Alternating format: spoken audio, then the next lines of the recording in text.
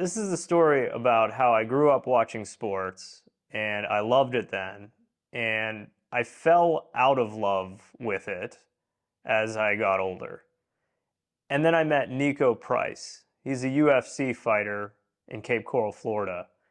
And that sparked my interest, and I'm paying attention again. And this is a long story about how that all happened.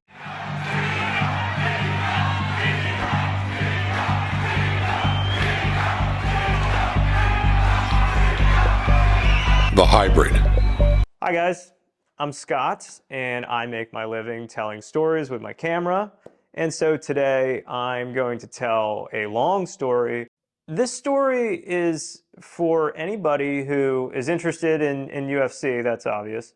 But I would say stick around and listen because I talk a lot about how growing up your interests change and how you become a more mature person, how that makes you feel differently about things you loved and were passionate about growing up. There are some points that I'll make in the video that might speak to you if you're just somebody who reflects on your life, and you lose sort of the same fire inside of you about things that, when you grew up, you really enjoyed these things, and then you just kind of, you start to fall out of love with them. The first sport that I knew and fell in love with was college football and watching Notre Dame.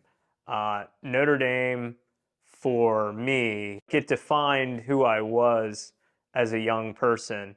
My family is Irish Catholic, and so there's something that gravitates us towards Notre Dame, even though nobody in my family has gone to school there. We just always grew up watching Notre Dame. It's all I knew from my earliest memories as a kid. We were playing football in the yard, and I would pretend that I was Rocket Ismail running up the sidelines. And every year, my dad would pack the car and get us on the road from central Pennsylvania out to South Bend, Indiana. We would go see a game every single year. Rudy was one of our favorite movies. You'd watch Rudy every year, and you'd watch every single game. If you know my dad, you'd be out at the pavilion on Saturdays, watching the game outside, screaming at the TV, every single play. And my dad's still like this, in case you've never watched a game with Hugh Riley. He's very, very much living and dying by every single play. If it's a missed ball, he's screaming. If they score a touchdown, he's screaming. If it's a bad call from a referee, it only happens to us. It's it's exciting to watch my dad watch football, and I was very much there with that same enthusiasm as I was growing up. I also was really into fantasy sports. My boys back in junior high school started doing fantasy baseball, started doing fantasy football. I was super into keeping track of all the stats that happen.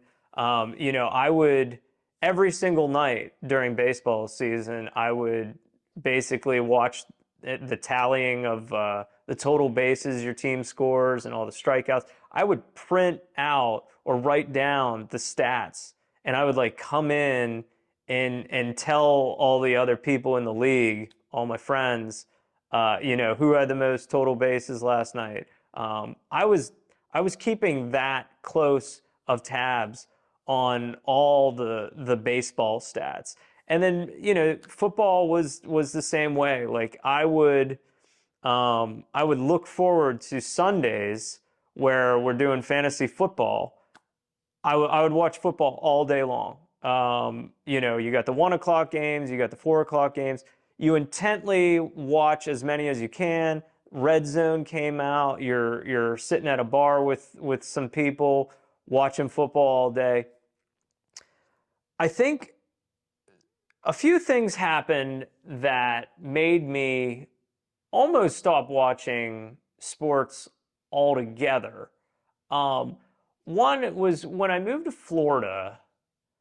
Up here, I have like that core group of friends and buddies that I can kind of talk about these things with, watch it with. When I moved to Florida, I was kind of starting over and I was by myself. And I wouldn't say immediately found anybody that I could connect with on that. That first year in Florida, I would be at the bar by myself, kind of watching sports, looking around. I'd be there for hours, just kind of watching all the TVs as our players were playing. Um, and I kind of felt like lonely, like I was the only one there doing it. And there wasn't the camaraderie that I had when I was back home, and there wasn't the sense that I'm a part of, not just um, caring about the outcomes of the game, but like being able to talk to people and connect that way. There was nobody there that I was making that connection with. And so I found myself kind of watching sports by myself. And that was kind of the first moments where you're like, what am I this isn't as exciting when there's nobody around to kind of experience it with. And I'll never forget my first year down in Florida. Notre Dame made the national championship. Um, and Southwest Florida doesn't really have it's very much a bunch of transplants, and there isn't a lot of loyalty to particular teams. It's very much like a mixed bag. It isn't Steeler country. It isn't Nittany Lion country. It's it's a bunch of different people watching a bunch of different things. And so, the bars that I would go to, it's not like there'd be like I could find like a Notre Dame bar. And I'll remember for the national championship, this would have been 2000, well, it would have been 2012 season. 2013 was when the national championship took place with Alabama. I went to a bar, and it was a sports bar, and it's the college football national championship. And I'm thinking, oh, this place is going to be packed. A lot of people are going to be watching it. Nobody was there. They had a bunch of screens to watch on, and they didn't have that game on.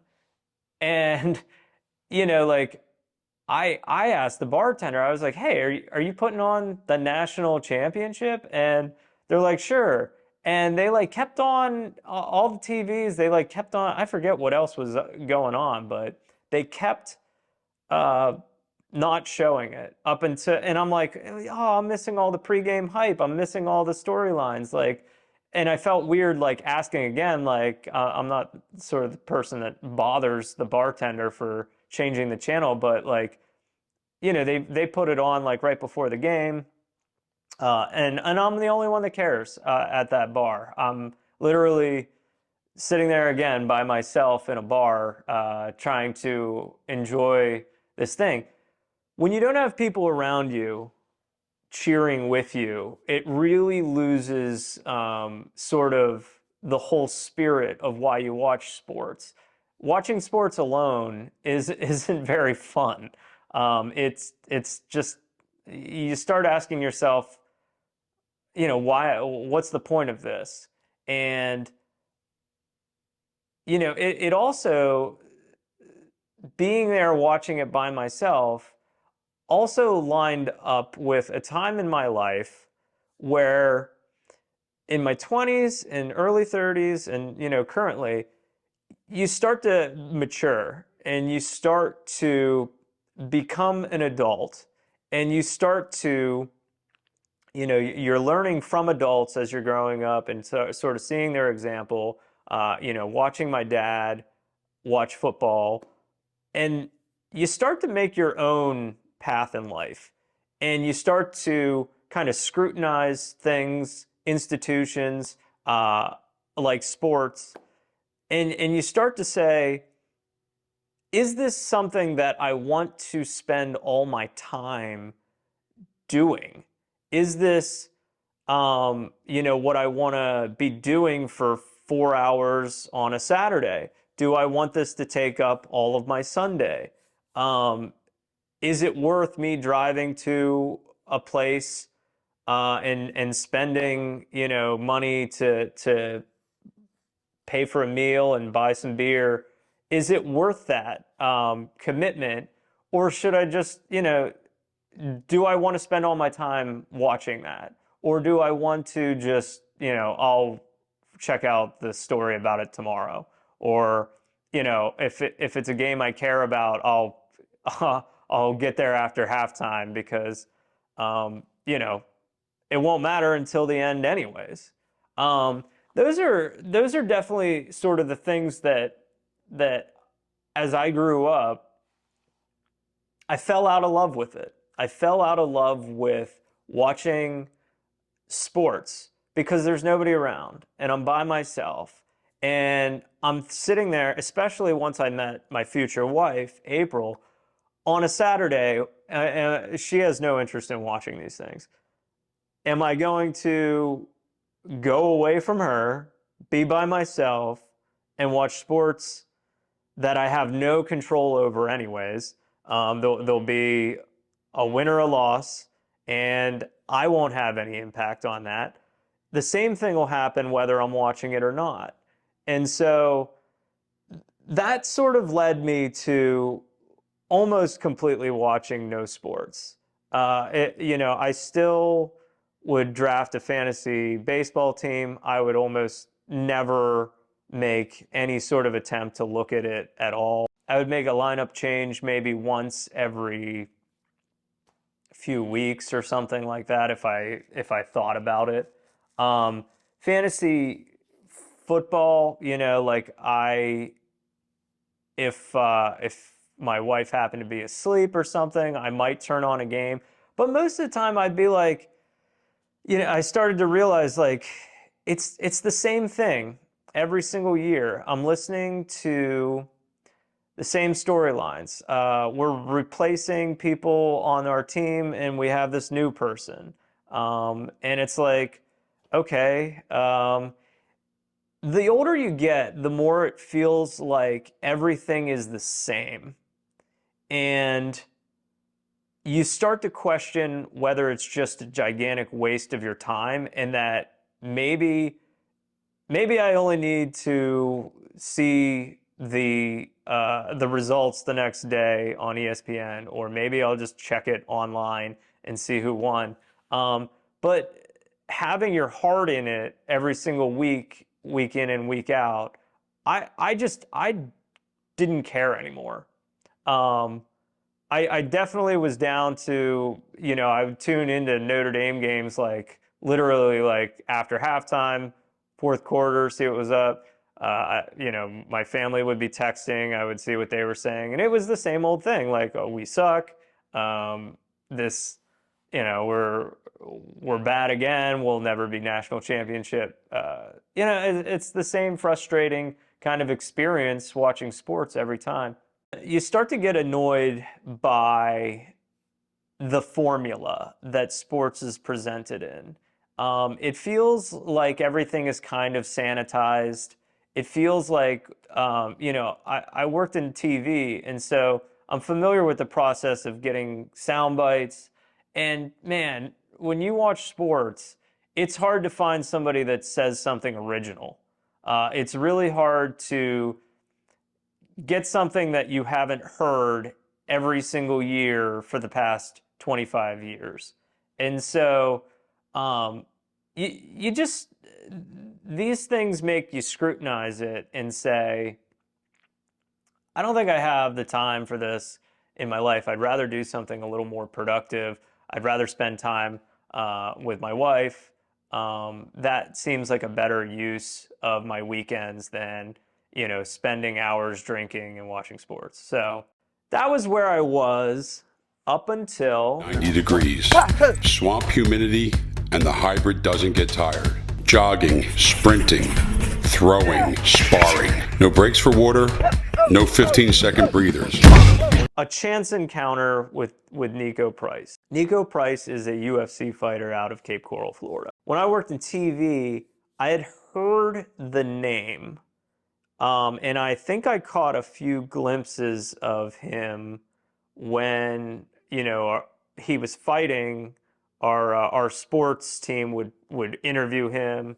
I'd heard a few sound bites from him, and it immediately struck me as Mic check. was original.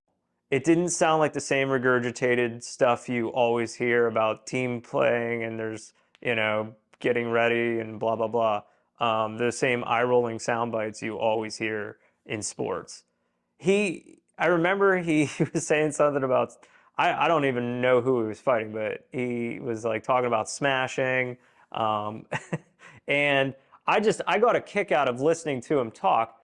Here's how much UFC I paid attention to before Niko Price.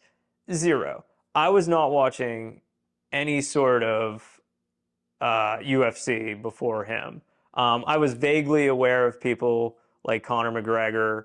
I knew that it was, something that a lot of people did watch, but I didn't have the energy. And based on my experience with other sports, I couldn't see myself saying, all right, now I'm going to dedicate time to watching this, or the energy and enthusiasm to following any sort of fighters.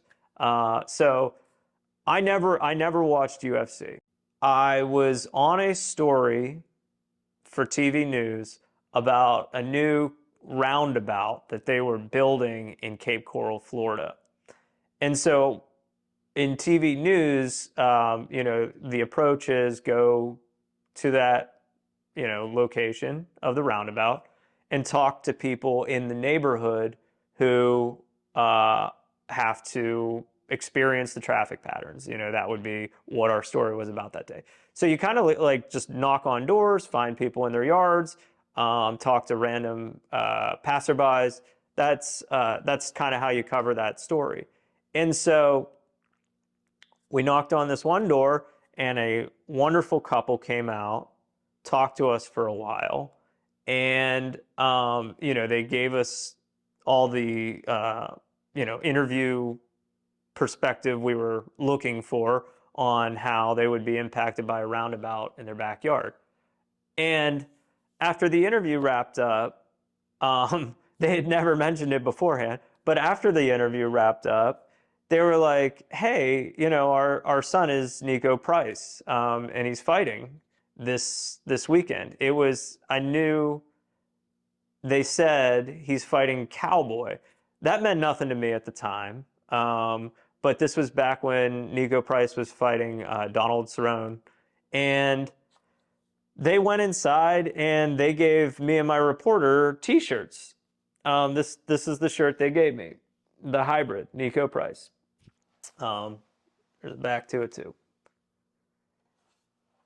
And so they were awesome. They were a wonderful set of parents, and they spoke very nicely. They were so warm and inviting, and they just gave us these T-shirts. We just met them, and so I didn't know what to think about UFC and people that beat each other for a living. But I certainly wouldn't have thought, strong family backgrounds, very, very, very tight knit people. I would have thought if you're gravitating towards fighting people for a living, you probably have some kind of like tough reason, compelling reason to get in the octagon and get your face kicked in. And so I wasn't picturing that Niko Price's parents would be telling us all these wonderful things about him, and they're like smiling while they're talking about him fighting, and I'm like, oh my gosh, like it must be hard to watch your son fight. It wasn't like that at all. And so They gave us the shirts. I went on with my life, and lots of time passes. Here's a strange scenario of how I ended up actually meeting Niko Price and spending the day with Niko Price and ultimately putting together sort of a short form documentary on Niko Price.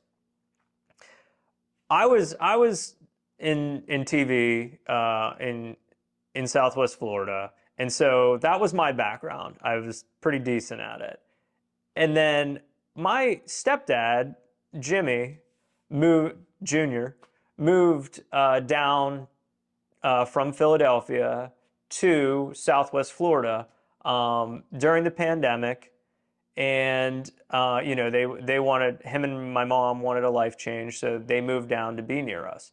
So I have this background in television, and Jimmy, if you know who he has a fantastic voice, and he can be quite the storyteller himself. And so when he arrived, we were brainstorming how to, collaborate and do something that interested both of us. And so, kind of by accident, we started a YouTube channel called Talk to Junior. I'm one of them. I'm Junior. I've spent a lifetime in the food business. In Northeast Philly, you might remember the Gina Cotti. Now I'm here. And the premise was something that was passionate for both of us. He had a lifetime history working in restaurants, owning a pizza place outside of Philly. He owned other restaurants. And so he has a lifetime in the food business. And I have a short lifetime in television. So our premise was basically talking to people in the food business. Have a good one, hon. It's a dance, a tango. And kind of entrepreneurs, business owners about basically just what it takes to do what they do. We would tell their background, we would tell their story. And so we started this little show that we put together on YouTube called Talk to Junior. We never made any money on it. It got some eyeballs on it, for just a couple guys that were messing around. I mean, for me, it was very fun to work with my stepdad. I got to do all aspects of producing basically little documentaries. We were lighting interviews. We were sitting down with interesting people. I was writing scripts for him. Children who grew up near the city of brotherly love lay their heads to rest at night and were told a remarkable fable, the underdog story.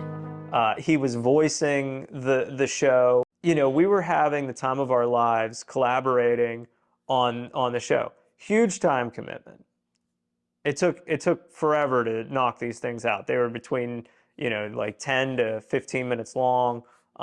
It's a lot of work to produce something like that. So after we start making a few episodes of the show, the right person, I guess, saw it. They reached out to us, and they were a sponsor of Niko Price. They, wanted us, or proposed the idea to us, hey, would you like to make him a feature of one of your episodes? And, we're just messing around, really. This isn't like a serious thing, though we're enjoying it. And it had nothing to do with food. But at the same time, we were like, sure. Why would we turn down an opportunity to go interview and hang out with a UFC fighter? This is, basically set up for us to hang out with Niko Price, watch him train during the day, and then we're going to go back to his house and do an interview with him. And basically, I'm going to produce an episode of our show about Niko Price. How Florida is this?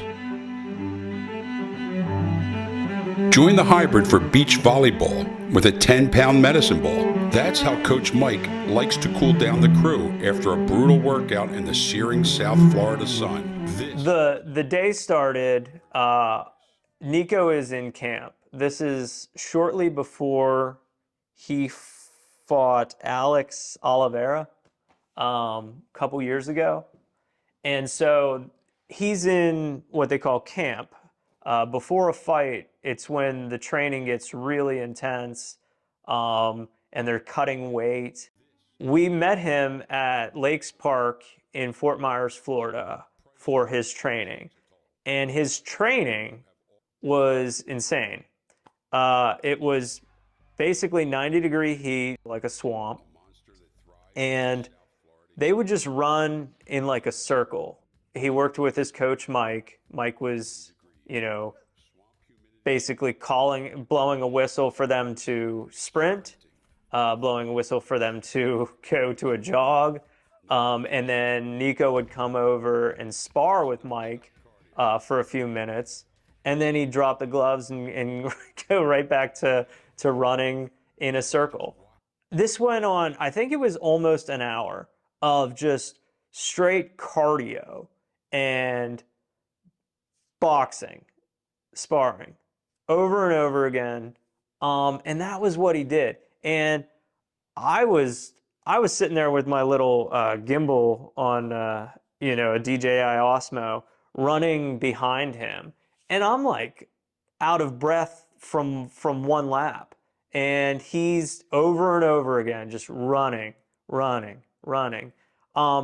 So it was something that, I had to stand back and say, this guy is definitely an athlete compared to myself. It's inspiring to watch something like that when an athlete is at that level, training at that level. So we got to watch his training, and so we didn't really talk to him until after he was training. It was like, "Hi, hey, how are you? Yeah, we're gonna go meet at your house." And so we followed him as he went back to his house, and he lives in Cape Coral, Florida. He basically has a farm. There's chickens, there's lots of land, and he has, at that time, a wife and 5 kids. I see my kids. I got 5 at home. Matches the growth that's happening at home. Number 6. Number 6. We got a big squad. 3-on-3s all day. Let's go. Papa Hybrid isn't fighting alone. We went into his house, and his 5 kids are watching Dude Perfect on YouTube, and they're getting ready to gather around the table and eat. We met his wife Erica, and Jimmy and I are like, kind of in over our heads because we're messing around on YouTube, and suddenly we have access to spending a day at the home of Niko Price. We let them eat. I got video of them eating, and kind of sat back with my camera, just kind of captured the moments of being with his family, and then we got to sit down and talk to him. Oh! Niko Price with a big knockdown! I was picturing someone that didn't smile a whole lot, but boy was I wrong. I never been in a street fight, but that doesn't mean I never been punched in the mouth by my brother. It was that process of meeting him, seeing what his home life was like, seeing what his family was like, seeing, kind of the connection that they have with the community, the support he got from the community, and the way he conducts himself. There are some trash talking moments in the press conferences.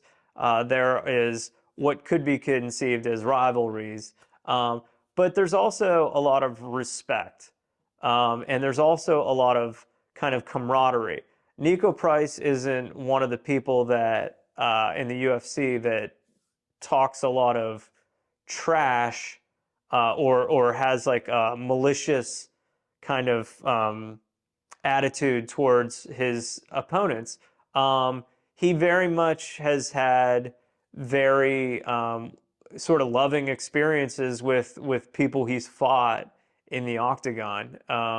It's all mutual respect. Uh, in our interview, he refers to the people he fights as his coworkers. But you guys are great with that. I mean, it's okay, it's over. See you later. I'd have a drink. The thing about it is like he's a coworker. The only thing is we get to fight our coworkers.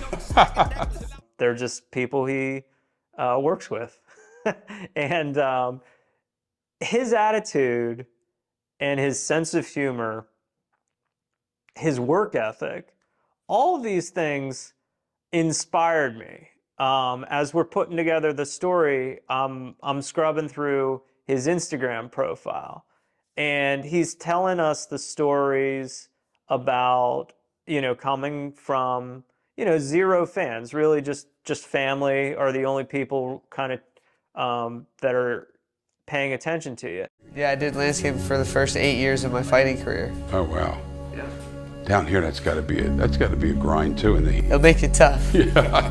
I used to work for Mainscape, and I would hedge trim miles of like hedges, miles of edging the line of the road, and I would literally walk with a sauna suit on, pants, and a shirt, and that's how I would cut weight, and that's how I stayed in shape. And I wouldn't just power walk; I would be like jogging with it, and everyone thought I was just a weird guy jogging with it with an edger.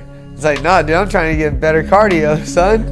I got the chills because you can go back to like the very first pictures of him fighting and training, and these photos only have like one like from like his wife. I had my first kid at 21, and I was working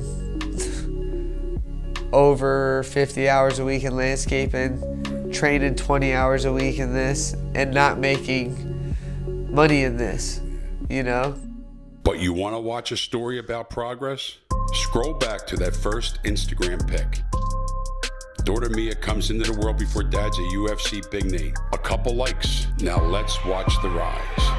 Victory to me, glory now to God. I'm still standing on my feet. Glory now to God. 'Cause even when I'm weak, it's still glory now to God. If you do what you love, you'll Having a dream of fighting in the UFC, but he's just a landscaper. Watching those images on his early Instagram, and then as he fights more, you see more and more likes. You see more and more comments.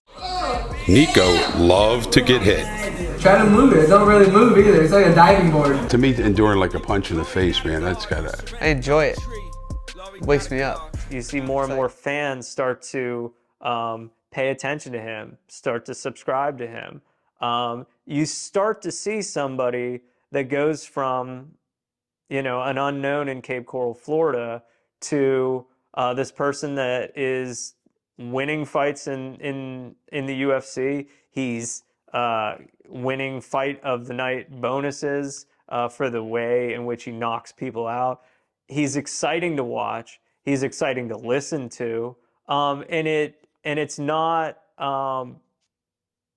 what I thought before I had met him. Because I wasn't following it, I never really had any interest. But I started watching Niko Price. I started following him on Instagram. He had mentioned Kamaru Usman in our interview, and so I looked him up and started following him. And then Kamaru Usman had something on his Instagram where he was meeting Charles Oliveira, and I was like, wow, what a cool moment when two belt holders, champions, kind of meet in the back room, and they do a little fist bump. And I started following Charles Oliveira. Niko Price turned me on to the UFC, and then once I started following all these fighters on Instagram, I got this like excitement from just being able to watch each of their stories.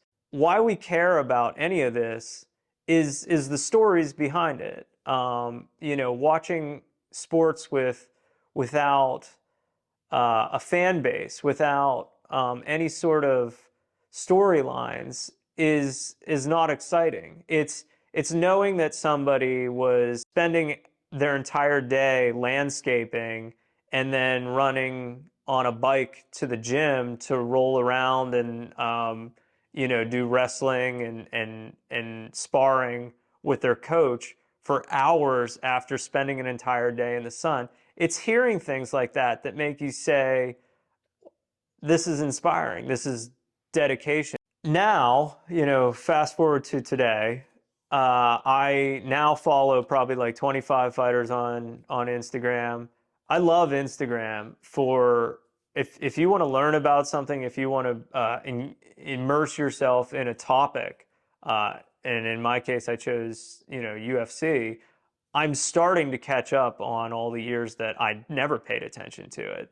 Now all of a sudden, I'm watching these, whether they post a reel that's something awesome, where it's produced and it's like a knockout and it shows them in the press conference after. There's exciting content like that on Instagram. But then there's also, somebody like Niko will post like 7 stories on a day that show him training, show him talking about what's upcoming. He's fighting Robbie Lawler this weekend, and I've had it on my calendar for quite some time. I've been telling a lot of my friends July 8th, July 8th, July 8th. And so, this Saturday, July 8th, Niko Price fighting Robbie Lawler. Robbie Lawler just said that this will be his retirement fight.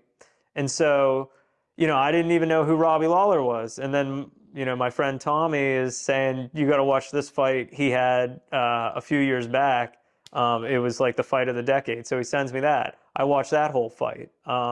These are things that suddenly I'm excited again. I have a renewed sense of enthusiasm for a sport. The storylines are incredible. Somebody is really training their ass off to be in the UFC. If you're into working out, if you're into health, there's all sorts of content that is on a fighter's Instagram.